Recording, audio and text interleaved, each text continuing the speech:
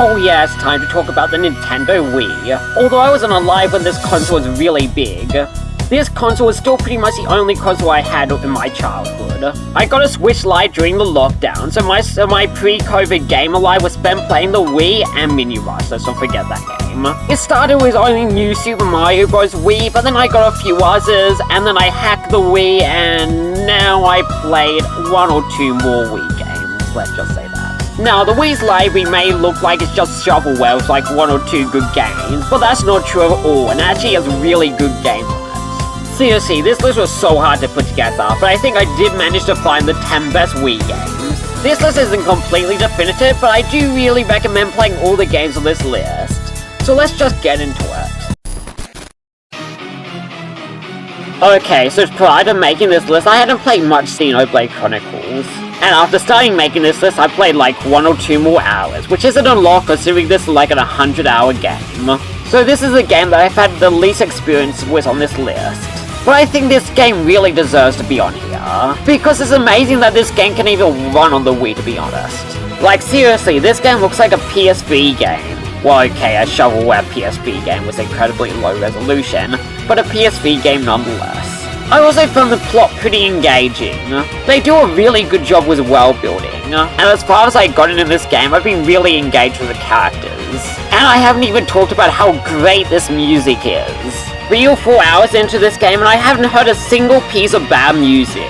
However, something that I am quite mixed on about this game that might change once I get further into it is the battle system. I do like how fast-paced the battle system is in this game, but it can be quite confusing sometimes. Probably not as confusing as people make it out to be, but it's still pretty confusing. I also hate waiting for your moves to reload, because if you use all your moves way too quickly, then you'll be completely defenseless and just running away from your enemies until they reload. And it's also really annoying how on a classic controller you have to use the D-pad to cycle through these moves, when the controller has 2 analog sticks. Come on. Well, like I said before, I haven't played that much of this game, so this game could be my favorite Wii game, or I could end up hating this game. But I am super excited to play more of this game in the future. The Legend of Zelda Twilight Princess is another game I haven't played much of, but I did enjoy the start of this game. So basically, I played through the start of this game, and then I got stuck on one of the first dungeons. I believe it's the one with the monkeys. I'm not sure if that's right, but whatever. I stopped playing after that. And that was in 2021, oh god. Now I'm trying to beat all the 3D Zelda games in order, and I'm still stuck on Ocarina of Time. And my controller that I was using for that was broken, so it's gonna be a while till I get back to this game. So I found the start of this game pretty engaging. I like how dark this game is, as it makes the story feel more grand. Also, I did also enjoy playing as Wolf Link. I am a bit mixed on the graphics though. It's nowhere near as good as Wind Waker's look, which is the best Zelda game and the only one I beat in. But the darker style does look cool. Also, side note, but is it just me that finds that every game on the Wii looks edgier than its GameCube counterpart? Like seriously, they have the same graphics and the Wii was advertised as a more family-friendly console than the GameCube, but every game on the GameCube looks brighter than on the Wii. I don't know what's going on there, but this game's still fun and I really need to get back to this game after I beat Ocarina of Time and Majora's Mask. You love it, I love it, everybody and their mother and grandmother loves Wii Sports. If it wasn't for this simple tech demo, the Wii wouldn't have been as big as it was. This game is so simple yet so fun, which is pretty incredible. However, this game did not make it onto the list, because at the end of the day it is still a tech demo with pretty much no content in it. Only if there was a sequel to Wii Sports that added more content. I said more content. Oh my god. Yeah, Wii Sports Resort is definitely the definitive Wii series game. While the original had 5 solid sports, Resort tops that to a whopping 12 bang sports. Only 2 of those coming from the original game. That's not even mentioning all the side modes these sports have. So my favorite sports from this game has to be swordplay, basketball, wakeboarding, and even bowling has been given a huge update with its 100 pin mode. But the all shovelware in comparison to Island Flyover, which is the best mode from any Wii series game. There's something so nice about flying around Woohoo Island, trying to find all the landmarks. Oh, and I haven't even talked about how good Woohoo Island is. This is seriously one of the best video game locations. There's a reason why it's been in like 800 Nintendo games at this point. Besides all this is a really good multiplayer game. This is one of the few games that you can get anybody to play and they will all have a great time. So long story short, get this game over Switch Sports. Okay, hot take, but Wii Sports Resort is not the best sports collection on the Wii. I'm gonna give that very controversially to Mario and Sonic at the 2012 London Olympic Games. There are over 30 events in this, and most of them are good. I like a majority of the Olympic events. Mainly athletic track, gymnastics, aquatics, and soccer.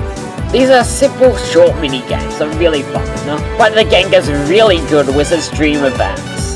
These events marify the normal Olympic events. Like Dream of Crescent, where you're riding horses around Moo Moo Meadows and trying not to drop Yoshi eggs. Or Dream Spacewalk, where you're trying to kill Dino Piranha from Super Mario Galaxy. There's also a bunch based on Sonic games, but who cares about that? What you should care about is this game's amazing soundtrack. Every music track in this game is a banger. This game is also one of the best looking games on the Wii. I don't really like Mario sports games, even the other games in the Mario and Sonic series. While this game is easily one of the most overlooked games on the Nintendo Wii.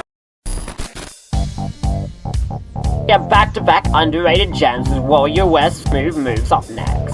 I just can't get enough of this micro game compilation. The plot is just stupid towards Wario finding a Wii mode in a cave and there'll be a whole legend about it. And in true Wario fashion, he uses the ancient artifact to get rich. This is seriously one of the most charming games ever. This is a micro game compilation that tries to make you do stupid things with the Wii remote. And it works really well. All the motion controls work incredible. And the minigames are also really good. The main campaign is pretty short, but the main attraction of this game is trying to come back and get high scores. The longer you stay alive, the faster the micro games will get, and it's super satisfying staying alive for a long time. But enough of this Wario, let's talk about some Mario games. Okay, I think it's time to settle the question once for all. What is better, Super Mario Galaxy 1 or 2? It's obviously 1. That's not to say that Mario Galaxy 2 is a bad game. I love a lot of things about it. I mean, of course, Yoshi, which is such a cool addition. How does he not appear in more 3D Mario games? He works so well in this game. Because not only can Yoshi flutter jump, he can also eat stuff to just solve puzzles. The power-ups in this game are also really cool. Especially the Cloud Flower, although I don't enjoy it as much as other people. And then this game has 242 stars, double the originals. Although those are my highest praises, because there's a lot of things that are huge downgrades from the original game. First off, this game is so linear, even compared to the original. Although this game still has spherical platforms, there's a lot more just straight platforms, just get rid of a lot of the exploration. Another thing that I loved about the original game was the feeling of being lost in space. But most of the skyboxes in this game is, well, sky. Some of the skyboxes look super ugly. Like, what are you doing, Nintendo? And that's without mentioning that there's a lot less interesting characters, the hub world's tiny, and the music isn't as good as original, but it's still good.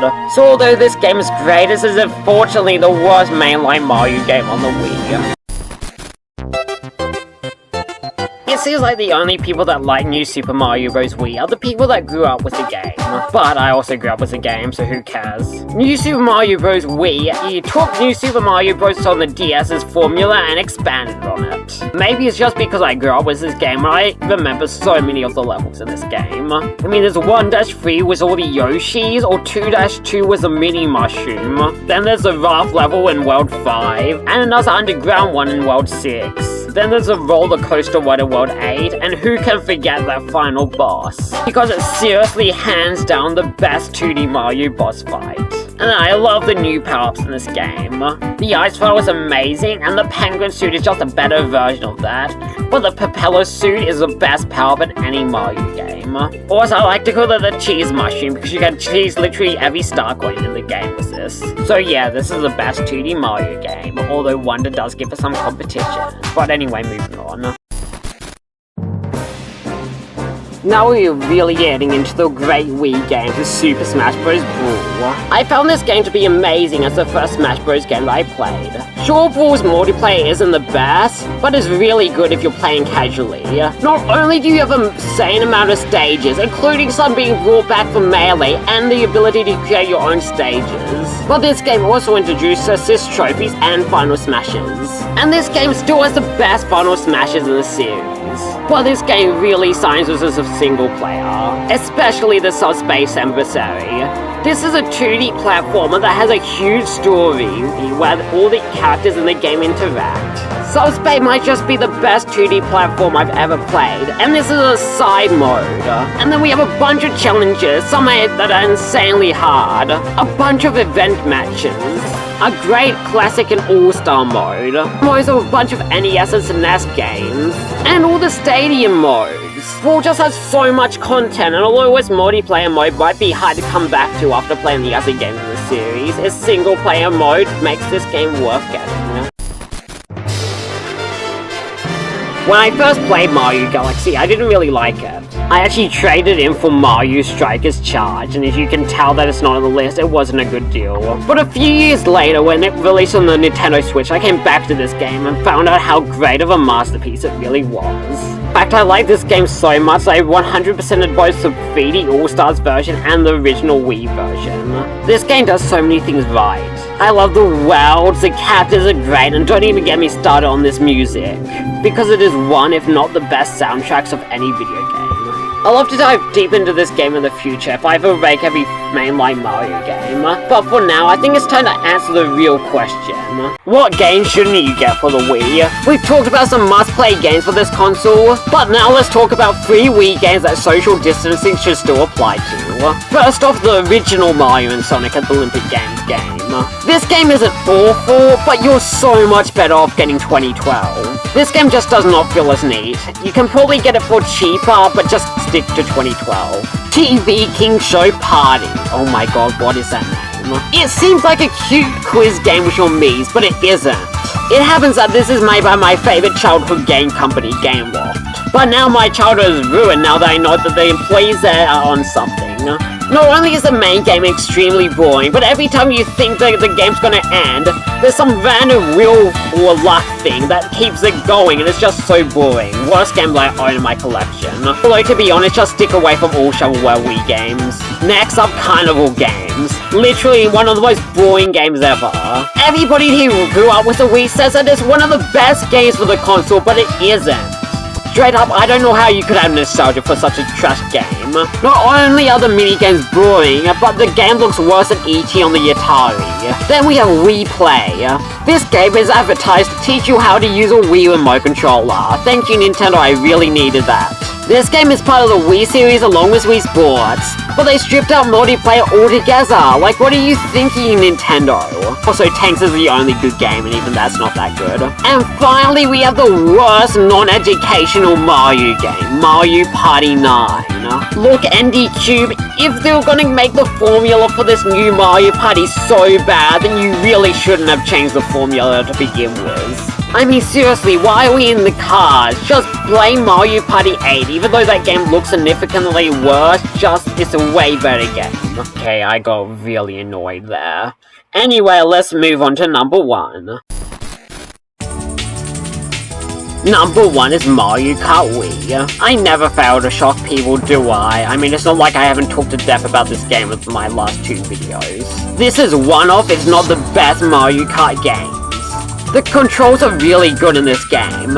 Wheeling is one of the best mechanics in any Mario Kart games. I also really miss the standalone mini-turbos this game has. Otherwise, Mario Kart Wii has the best mechanics from the past Mario Kart entries. This game also still has the best character roster outside of Tour. We have 2 characters that represent the 2 newest mainline Mario games at that point, and we have Funky Kong, can't do much better than that. And we have the inclusion of bikes, which changed up the game so much. 4 cups of amazing new tracks, including fan favorites like Mushroom Gorge, Toast Factory, Coconut Wall, DK Summit, Cupid Cape, Maple Treeway, and the best version of Rainbow Road. And sure, not everything's great in this game, like why do I need to use a D-pad to wheelie on a classic controller, and the retro tracks aren't the best. But this game is so close to perfection. I will say that now Mario Kart 8 is done with its DLC, I'm kinda torn on this game, but it's still one of the best Wii games. But I find my favorite part of this game is... Hello there. Before this video ends, I just want to say thank you for getting to my channel to 30 subscribers before the end of 2023. That was my goal for the year, and it's really nice for you all to subscribe. So now, usually I would tease my next video, but I have no idea what it's going to be. I think it might be something to do with Smash Bros, but I don't know that. Anyway, I am completely burnt out on top 10s now after making 4 in a row. So I think I'm gonna take a huge break from them for a while, for the next few months. But anyway, remember to like, comment, and subscribe. Wait, one last thing.